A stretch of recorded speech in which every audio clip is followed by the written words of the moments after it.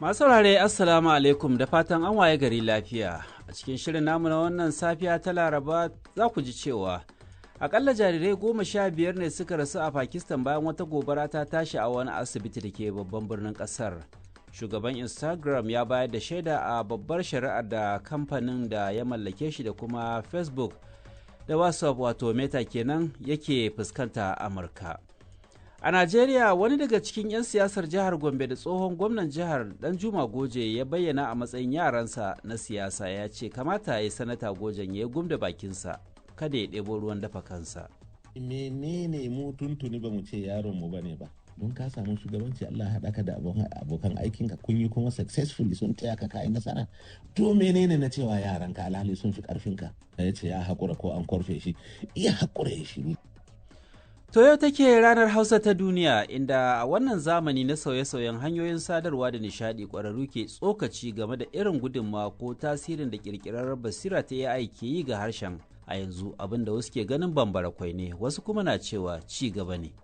Babu wani magana cewa wai a zauna a'a ai yadda AI take yin Hausa mu ba mu gamsu ba kamata yi mu fito da hanya da za a ba wanda zai iya yin wannan. Ba ma wani na AI din ba ma na lafazan mu har yanzu an kasa zama a ce ai daidaito a wajen wa idan mahauci ya Hausa daban take da kafinta.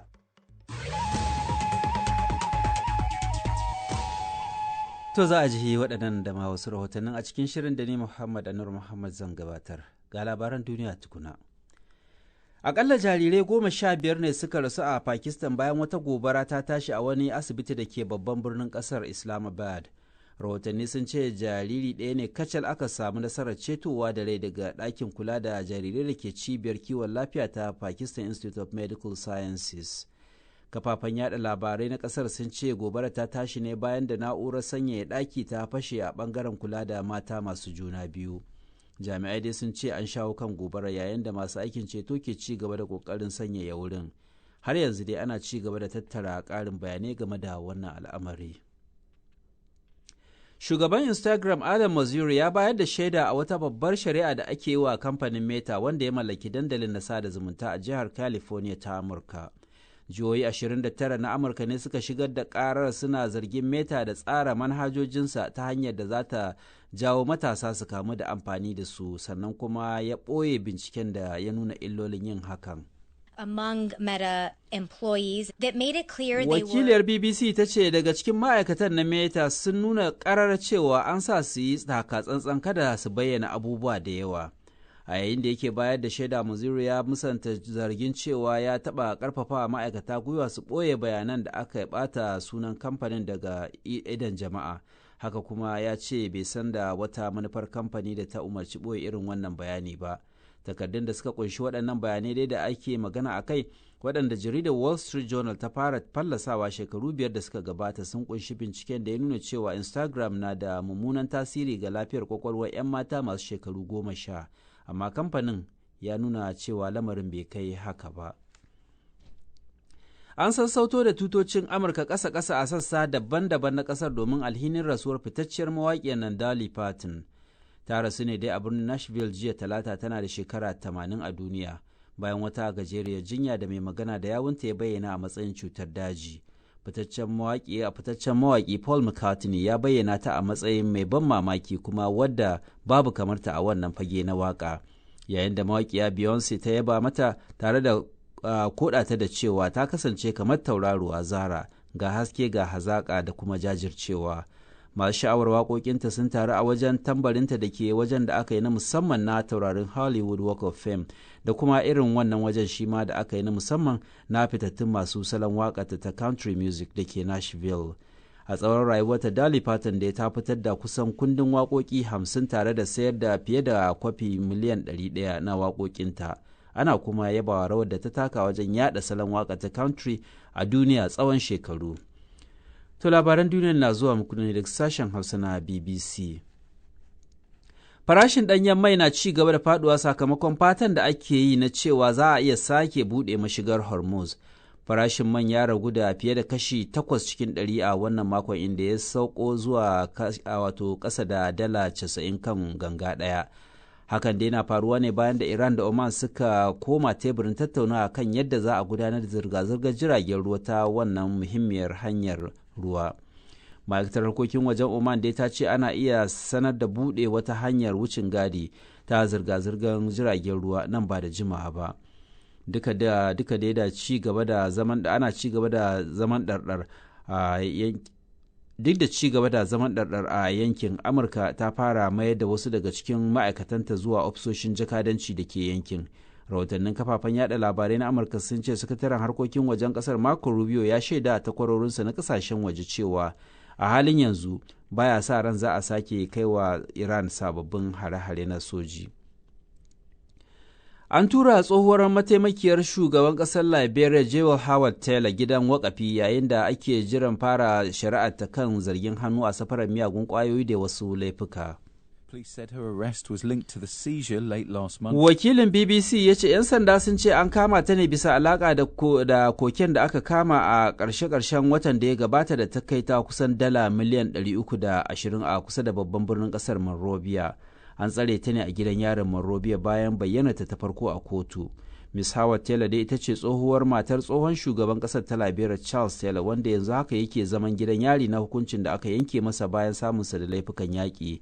Rahotanni sun ce an kuma gurfanar da wasu 'yan ƙasar Croatia biyu da kuma wani ɗan ƙasar Ukraine a wannan shari'a. To labaran duniya kenan daga sashen Hausa na BBC.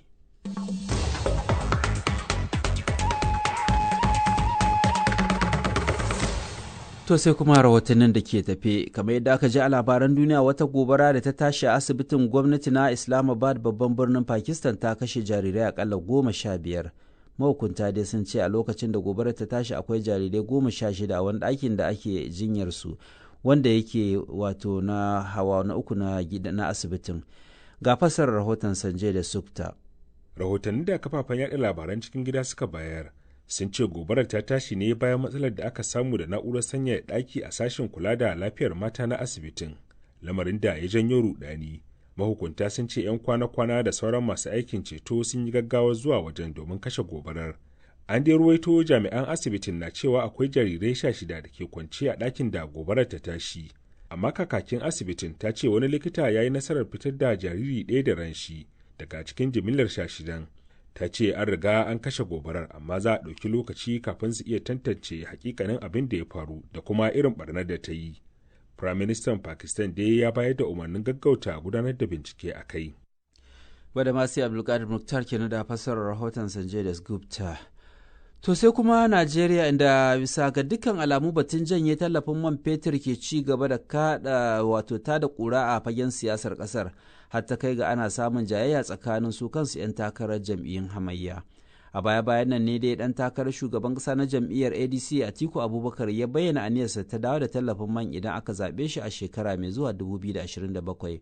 Sai dai abokin karawarsa na jam'iyyar NDC Peter Obi ya fito karara ya nuna adawa da hakan, inda ya ce janye tallafin wani abu ne da ya zama wajibi a Najeriya. Ga rahoton Zubair Rahmat. A yayin wani taro na kungiyar lauyoyin Najeriya da aka gudanar a birnin Fatakwal, Mr. Peter Obi na jam'iyyar NDC ya ce bai ga dalilin dawo da tallafin man fetur din ba. Mismanagement of the proceeds should not be the reason for not removing it. Rashin kyakkyawan sarrafa kudaden da aka samu daga cire tallafin bai kamata ya zama dalili na kin cire shi ba. Abin da ya kamata mu yi shine a lokacin da muka cire tallafin mu samar wa jama'a wasu hanyoyin da za su amfana da kudaden da aka samu daga tallafin. Idan kuka duba kundin manufofina na zaɓe, na bayyana cewa zan aiwatar da cire tallafin cikin tsari mai kyau. Will be invested appropriately. Waɗannan kalaman nasa na zuwa na jim kaɗan bayan alkawarin da Atiku Abubakar na jam'iyyar ADC ya yi na dawo da tallafin man, tunda a cewarsa cirewar ba wani tasiri da ta yi wurin kyautata rayuwar 'yan Najeriya, abinda kuma ya sa ɗaya daga cikin masu magana da yawun Atiku Abubakar Abdulrashid Oba Shehu Sharaɗa yin raddi ga kalaman na Mr. Peter Obi.